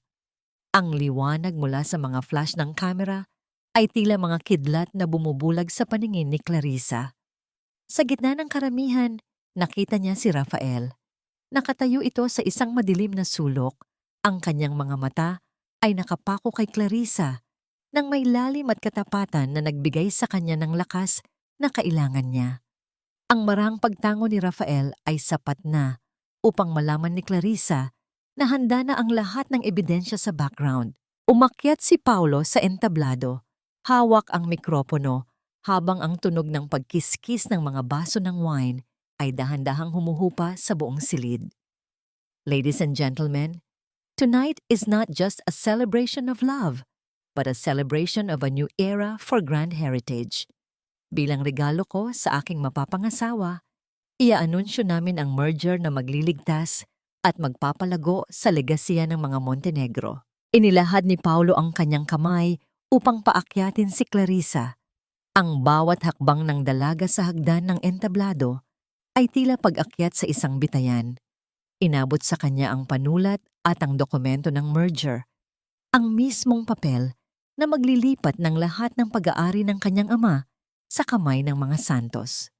Naramdaman ni Clarissa ang matatalim na tingin ni Isabela mula sa ibaba. Tila naniniguro na walang magiging aberya. Tumingin si Clarissa sa mga tao at pagkatapos ay sa dokumentong nasa harap niya. Ang tinta ng kanyang ama sa mga lumang kontrata ay tila sumisigaw sa kanyang gunita, nagpapaalala sa kanya ng tunay na halaga ng dangal. Dahan-dahan niyang inilapit ang mikropono sa kanyang mga labi. Ang kanyang hininga ay gumuho sa isang sandali ng katahimikan na tila tumagal ng ilang siglo. Bago ko lagdaan ang dokumentong ito, nais ko munang magpasalamat sa aking mapapangasawa. Panimula ni Clarissa, ang kanyang boses ay umalingaw-ngaw sa bawat sulok ng ballroom. Malamig at puno ng isang awtoridad na hindi inaasahan ng sinuman. Salamat, Paulo, dahil ipinakita mo sa akin ang tunay na mukha ng kataksilan. At salamat din kay Isabela Rivera, ang lihim na arkitekto ng pagbagsak ng hotel na ito. Ang buong silid ay binalot ng isang nakabibinging katahimikan. Ang mukha ni Paulo ay biglang namutla. Ang kanyang ngiti ay naglaho at napalitan ng isang ekspresyon ng matinding pagkagulat at takot. Ang bawat mata sa bulwagan ay tila naging mga matatalim na hiyas na naghihintay sa susunod na sasabihin ni Clarissa. Sa gitna ng nagbabadyang kaguluhan, nararamdaman ni Clarissa ang mabilis na pagtibok ng kanyang puso. Tila isang tambol na naghahanda para sa huling pagsalakay. Ngunit sa likod ng entablado, ang mga screen na dapat ay magpapakita ng kanilang mga larawan sa kasal ay biglang nagbago. Nagpapakita ng mga dokumentong nagpapatunay ng huwad na lagda at ang mga mensahe ng kataksilan ni na Paulo at Isabela. Ang tanong na nananatiling Nakaukit sa isipan ng lahat ay kung hanggang saan ang kayang gawin ng isang nasugatang babae upang bawiin ang lahat ng ninakaw sa kanya, o kung ang katotohanan ito ay simula lamang ng isang mas malaking gulo na hindi na niya kayang pigilan. Ang bawat mata sa loob ng bulwagan ng Grand Heritage ay tila naging mga matatalim na hiyas na nakatusok sa pagkatao ni Paulo at Isabela. Ang katahimikang bumalot sa paligid ay napakabigat. Tila ba ang hangin ay naging isang malapot na likido na mahirap langhapin. Sa malalaking screen sa likuran ni Clarissa, ang mga dokumento ng huwad na lagda at ang mga pag-usap ni na Paulo at Isabela tungkol sa planong pagsunog sa warehouse ay dahan-dahang gumugulong, tila isang walang katapusang listahan ng kanilang mga kasalanan. Ang bawat kataga sa screen ay tila isang matalim na palaso na tumatama sa huling bahagi ng kanilang dangal. Clarissa, ano bang ibig sabihin nito? You're making a scene. This is all a mistake. Baka nahak lang ang system natin. Ang boses ni Paulo ay nanginginig. Ang dating kumpiyansa ay napalitan ng isang desperadong tono habang pilit niyang inaagaw ang mikropono mula sa kamay ni Clarissa. Ang kanyang mukha na kanina ay maaliwalas, ay tila naging isang puting papel sa sobrang takot. Hindi kumilos si Clarissa. Nanatili siyang nakatayo ng tuwid. Ang puting wedding gown ay tila naging isang baluti ng katarungan sa halip na simbolo ng pagsuko. Tinitigan niya si Paulo ng diretso sa mga mata at sa unang pagkakataon, hindi na takot ang nakita ng lalaki roon, kundi ang isang malamig na apoy ng isang babaeng tapos na sa pagiging biktima. Ang tanging pagkakamali rito, Paulo, ay ang akalang hindi ko malalaman ang lahat. Inakala mong ang katahimikan ko ay kahinaan at ang pagmamahal ko sa legasiya ni Papa ay magbubulag sa akin sa iyong kasamaan. Sa ibaba ng entablado, si Isabela ay tila isang rebultong unti-unting nagkakabitak-bitak. Ang kanyang mapanuyang ngiti ay naglaho, napalitan ng isang ekspresyon ng matinding hiya, habang ang mga bisita ay nagsimulang magbulungan. Ang tunog ng kanilang mga boses ay tila isang mabilis na agos ng tubig na bumabalot sa kanya. Sinubukan niyang lumabas ng bulwagan, ngunit ang bawat daan ay tila hinarangan ng mga mapanuring tingin ng mga taong dati ay hinahangaan siya. Si Doña Carmen naman ay napaupo sa kanyang upuan. Ang kanyang mga kamay ay nanginginig habang hinahawakan ang kanyang mamahaling kwintas, na tila ba ito ang tanging bagay na magliligtas sa kanya mula sa kahihiyan. Ang bawat hiyas na suot niya ay tila naging mabigat na kadena na nagpapaalala sa kanyang pakikipagsabwatan sa kasamaan. Mula sa madilim na bahagi ng ballroom, lumabas si Rafael kasama ang dalawang lalaking nakauniporme ng pulis at isang opisyal mula sa bangko. Ang bawat hakbang ni Rafael ay puno ng awtoridad. Ang kanyang presensya ay tila isang huling hatol na magtatapos sa dula-dulaan ni Paulo. Nang makarating siya sa paanan ng entablado, tumingin siya kay Clarissa at sa isang maliit na pagtango, ipinarating niya ang lahat ng suportang kailangan ng dalaga. Mr. Paulo Santos, you are under investigation for fraud, forgery, and attempted arson. Ang boses ng opisyal ay umalingaw-ngaw sa katahimikan, tila isang malakas na kulog na nagtapos sa lahat ng pag-asa ni Paulo. Naramdaman ni Clarissa ang panlalambot ng kanyang mga tuhod, hindi dahil sa takot, kundi dahil sa isang matinding ginhawa na tila isang malakas na ulan na naghugas sa lahat ng pait sa kanyang puso. Pinanood niya ang pagkapahiya ni Paulo habang ito ay dahan-dahang inilalayo sa entablado. Ang mga mata ng lalaki ay puno ng pagsisisi na huli na para sa anumang kapatawaran. Si Isabela naman ay nanatiling nakatayo. Ang kanyang dating kagandahan ay tila naging isang madilim na anino sa harap ng katotohanang nabunyag. Dahan-dahang bumaba si Clarissa sa entablado. Ang bawat hakbang niya ay tila pagtatapon ng bawat piraso ng sakit na dinanas niya sa loob ng mansyon ng mga Santos. Nang marating niya ang kinaroroonan ni Rafael, Hindi na niya napigilan ang isang tahimik na luha na gumuhit sa kanyang pisngi. Inabot ni Rafael ang kanyang kamay at marahang pinahid ang luhang iyon.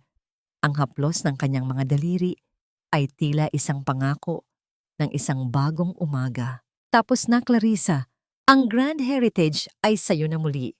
Bulong ni Rafael. Ang kanyang boses ay tila isang malambing na kanta na nagpatahimik sa ingay ng paligid, ngunit sa kabila ng tagumpay at ng katarungang nakamit, naramdaman ni Clarissa ang isang malalim na sugat sa kanyang pagkatao na hindi agad maghihilom ng isang gabi lang. Tiningnan niya ang bulwagan na dati ay simbolo ng kanyang mga pangarap at ngayon ay naging saksi ng kanyang pinakamasakit na paglalakbay. Isang katanungan ang nanatiling nakaukit sa kanyang isipan habang ang mga bisita ay dahan-dahang umaalis at ang mga ilaw ng ballroom ay isa-isang namamatay. Kapag ang lahat ng kaaway ay wala na at ang katotohanan ay nananaig na, paano mo muling bubuuin ang isang pusong binuo mula sa mga pira-pirasong piraso ng kataksilan at sapat na kaya ang katarungan upang punan ng puwang na iniwan ng isang ninakaw na pagtitiwala? Ang marangyang bulwagan ng Grand Heritage na kanina lamang ay saksi sa isang magulong pagbubunyag ay binalot na ngayon ng isang uri ng katahimikang tila may sariling bigat. Ang mga tirang palamuti at mga laylay na bulaklak sa bawat sulok ay nagsilbing mga labi ng isang pangarap na kailanman ay hindi itinakdang magkatotoo. Nakaupo si Clarissa sa gitna ng entablado, malayo ang tingin, habang ang puting wedding gown na suot niya ay tila naging isang mabigat na pasanin sa kanyang paghinga. Dahan-dahan niyang hinubad ang kanyang belo at hinayaang mahulog ito sa sahig. Ang dahan-dahang pagbagsak ng manipis na tela ay tila isang huling hininga ng kanyang nakaraan. Narinig niya ang mahinang tunog ng mga sapatos na papalapit, isang mabagal at nag-aalinlangang hakbang. Sa kanyang gilid, lumitaw si Doña Carmen. Ang matandang babae, na dati ay puno ng yabang at awtoridad, ay tila lumiit sa paningin ni Clarissa. Ang kanyang mga mata ay puno ng luha at ang kanyang mga kamay ay nanginginig habang pilit na humahawak sa laylayan ng gown ni Clarissa. Clarissa, hiha, huwag mong gawin ito sa amin. Baka pwedeng pag-usapan pa natin ang demanda laban kay Paulo. Isipin mo ang pinagsamahan natin, ang utang na loob mo sa amin nung naghihirap ang tatay mo. Ang boses ni Doña Carmen ay basag, puno ng desperasyon, na tila isang huling pagsisikap na isalba ang kanilang gumigibang mundo. Tumingin si Clarissa sa kanyang biyenan at sa unang pagkakataon, wala na siyang naramdamang takot o galit. Tanging isang malalim na pagod at awa ang nanatili sa kanyang puso. Tapos na ang utang na loob, Doña Carmen. Binayaran ko na yon ng bawat patak ng dugo at luha ko sa loob ng mansyon ninyo. Ang katarungan para sa aking ama ay hindi pwedeng tapatan ng anumang pakiusap. Paulo chose his path, and now, he has to face the consequences. Nang talikuran ni Clarissa ang matanda, naramdaman niya ang isang kamay na pumatong sa kanyang balikat. Si Rafael ay naroon. Ang kanyang presensya ay tila isang matatag na pader na humaharang sa anumang sakit na gustong bumalik. Hindi ito nagsalita, ngunit ang paraan ng pagtingin nito sa kanya ay tila nagsasabing tapos na ang gabi ng pagdurusa. The office is cleared, Clarissa. Nakasecure na ang lahat ng mga account ng hotel. Wala na silang mahahawakan pa kahit isang sentimo. Mahinahong sabi ni Rafael. Inilabas niya ang kanyang madilim na Amerikana at maingat na isinampay ito sa mga balikat ni Clarissa. Binabalot siya ng init na matagal na niyang hinahanap-hanap. Salamat, Rafael. I don't know where I'd be right now if you didn't believe in me. Bulong ni Clarissa. Sa gitna ng katahimikan ng bulwagan, ang kanilang mga paningin ay muling nagtagpo. Naramdaman ni Clarissa ang banayad na pagpintig ng kanyang puso, hindi dahil sa kaba, kundi dahil sa isang uri ng kapayapaan na tila isang dahan-dahang paghilom ng isang malalim na sugat. Let's go home, Clarissa. Hindi sa mansyon ng mga santos, kundi sa lugar kung saan ka tunay na kabilang. Ang boses ni Rafael ay puno ng lambing. Isang uri ng pangako na tila isang bagong simula. Naglakad sila palabas ng ballroom. Iniwan ang lahat ng karangyaan na naging saksi ng kanyang pagkakakulong.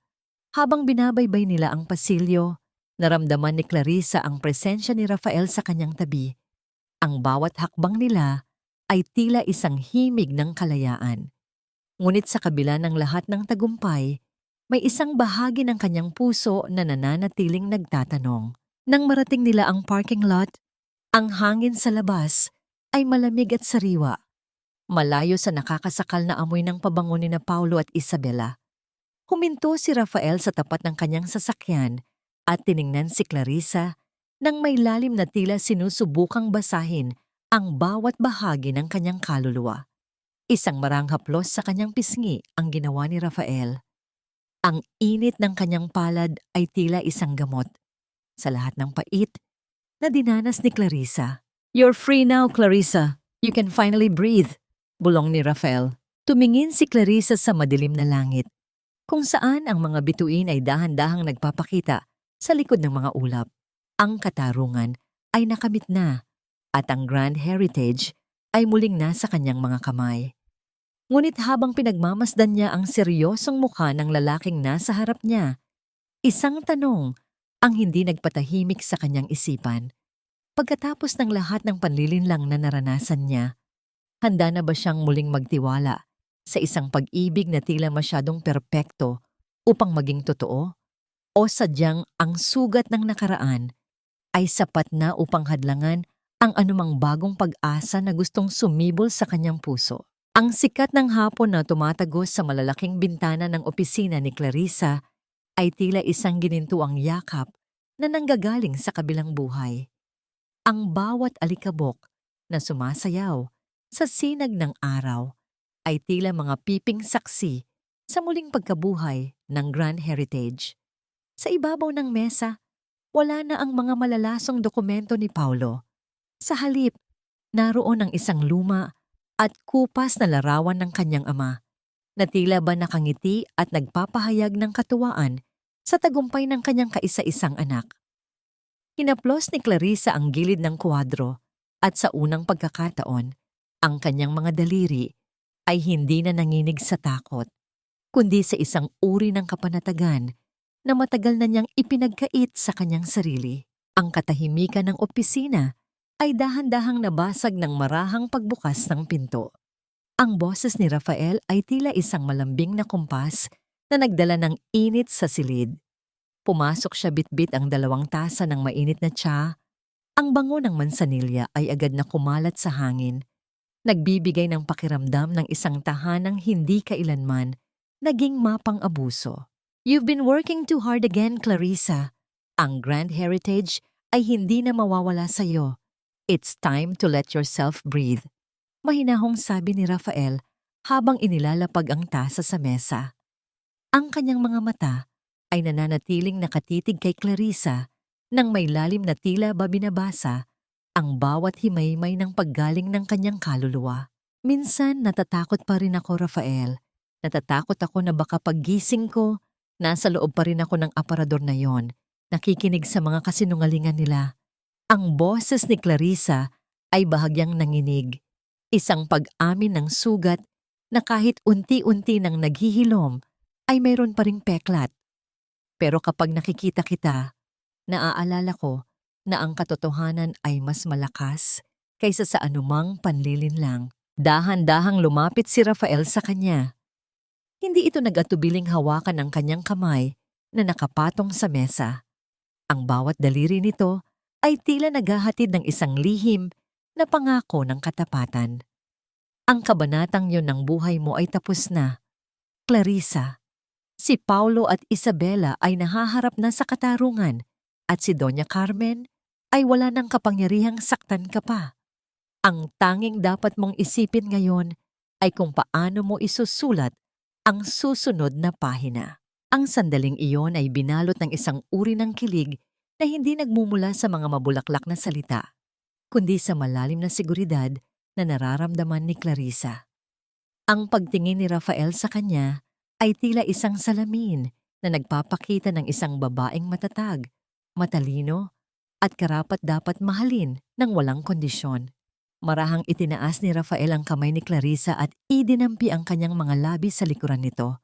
Isang halik na puno ng paggalang at ng isang matagal ng kinimkim na pagsinta. Hindi ko alam kung paano kita pasasalamatan, Rafael. You stayed even when I was at my worst. Bulong ni Clarissa. Ang kanyang mga mata ay nagniningning hindi dahil sa pait, kundi dahil sa pag-asa. I stayed because I know who you are, Clarissa. At hinding-hindi ako aalis. Tugon ni Rafael. Ang boses ay puno ng katiyakan na tila isang angkla na humahawak sa kanila sa gitna ng payapang dagat. Lumabas silang dalawa sa balcony ng hotel. Pinagmamasdan ang unti-unting pagbabago ng kulay ng langit mula sa asul patungo sa kulay kahel at lila. Ang hangin ay humahaplos sa buhok ni Clarissa. Tila ba tinatangay nito ang huling labi ng sakit na naranasan niya sa mansyon ng mga Santos. Nakatayo sila roon, magkatabi. Ang kanilang mga anino ay nagtatagpo sa sahig bilang simbolo ng isang bagong simula. Ngunit sa kabila ng kagalakang ito, naramdaman ni Clarissa ang isang bahagyang kirot sa kanyang puso para sa mga taong nawalan ng direksyon dahil sa kasakiman. Ang katarungan ay nakamit na, ngunit ang pagpapatawad sa sarili ay isang mahabang paglalakbay na kasisimula pa lamang. Tiningnan niya ang dulo ng abot-tanaw kung saan ang dilim ay dahan-dahang lumalamon sa liwanag at naisip niya ang tungkol sa huling bahagi ng kanyang plano. Habang ang gabi ay tuluyan ng bumabalot sa syudad, isang tanong ang nanatiling nakaukit sa kanyang isipan. Kung ang Grand Heritage ay muli nang nagliliwanag, handa na ba siyang tuluyang ibaon ang nakaraan at tanggapin ang pag-ibig na iniaalay ni Rafael? O sadyang may mga lihim pa ring natitira sa mga sulok ng hotel na maaaring muling gumulo sa kanyang natatamasang kapayapaan? Ang bawat pahina ng nakaraan ay tila dahan-dahan ng natutuyo, gaya ng mga talulot ng bulaklak na naiwan sa pagitan ng mga luma at maalikabok na libro. Sa loob ng piitan, ang ingay ng rehas na isinasara at ang malamig na semento ay naging bagong tahanan ni na Paulo at Isabela. Ang kanilang kasakiman ay nagbunga ng isang ani ng pag-iisa at pagsisisi na habang buhay nilang dadalhin. Si Doña Carmen naman, na dating reyna ng mga Santos, ay namumuhay na ngayon sa isang maliit at tahimik na dampa sa probinsya. Malayo sa Rangya na dati niyang ipinagmamalaki. Tanging ang mga alaala ng kanyang mga maling desisyon ang nagsisilbing kasama sa bawat hapunan. Sa Grand Heritage, ang hangin ay hindi na amoy lason at panlilinlang. Ang bawat sulok ng hotel ay muling pinuno ng halimuyak ng mga sariwang bulaklak at ang masiglang boses ng mga empleyadong itinuturing ni Clarissa na pamilya. Isang gabi, habang ang buwan ay tila isang pilak na barya sa kalangitan, nakatayo si Clarissa sa gitna ng hardin, suot ang isang simpleng asul na damit na tila sumasalamin sa kapayapaan ng kanyang diwa. Wala na ang mabigat na wedding gown, wala na ang corset na sumasakal sa kanyang hininga. Iniisip mo pa rin ba sila? Ang boses ni Rafael ay malambing, puno ng pag-unawa, habang dahan-dahan itong lumalapit sa kanya.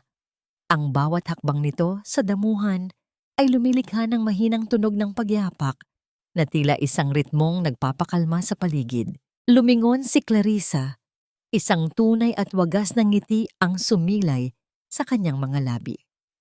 Hindi na Rafael, ang galit at puot ay mga pasanin na matagal ko nang ibinaba. I have forgiven myself for being blind at hinayaan ko na ang tadhana ang humusga sa kanila. Ang mahalaga ngayon ay ang kasalukuyan. Dahan-dahang hinawakan ni Rafael ang magkabilang balikat ni Clarissa at iniharap ito sa kanya. Sa ilalim ng liwanag ng mga bituin, ang kanilang mga paningin ay nagtagpo ng may lalim na higit pa sa anumang salita. Ang Grand Heritage ay hindi lamang isang gusali ngayon, Clarissa. It is a symbol of your strength. At ikaw ang pinakamagandang legasiya na iniwan ng iyong ama. Inilapit ni Rafael ang kanyang mukha sa mukha ni Clarissa. Ang kanilang mga noo ay marahang nagdait. Isang sandali ng pagkakaisa na tila itinakda ng tadhana. Naramdaman ni Clarissa ang banayad na pintig ng puso ni Rafael na sumasabay sa kanyang sarili. Sa gitna ng katahimikan, naramdaman niya ang isang banayad na halik sa kanyang noo, isang selyo ng proteksyon at wagas na pag-ibig na kailanman ay hindi niya naramdaman sa piling ng iba. Handa ka na bang buksan ang bagong kabanata kasama ako? Bulong ni Rafael, ang boses ay tila isang pangako ng katapatan. Higit pa sa handa, Rafael, tugon ni Clarissa habang dahan-dahang isinasandal ang kanyang ulo sa dibdib ng lalaki. Ang kwento ng Clarissa Montenegro ay hindi nagtapos sa isang madilim na aparador, kundi sa isang maliwanag na hardin kung saan ang pag-asa ay muling sumibol. Natutunan niya na ang tunay na katarungan ay hindi lamang ang pagpaparusa sa mga nagkasala, kundi ang pagpapahintulot sa sariling muling lumigaya at magmahal ng walang takot. Sa dulo ng abot-tanaw, ang liwanag ng bukang liwayway ay dahan-dahang nagpapakita. Nagbabadya ng isang bagong umaga na puno ng katarungan, pag-asa at isang pag-ibig na tunay na nagpapagaling.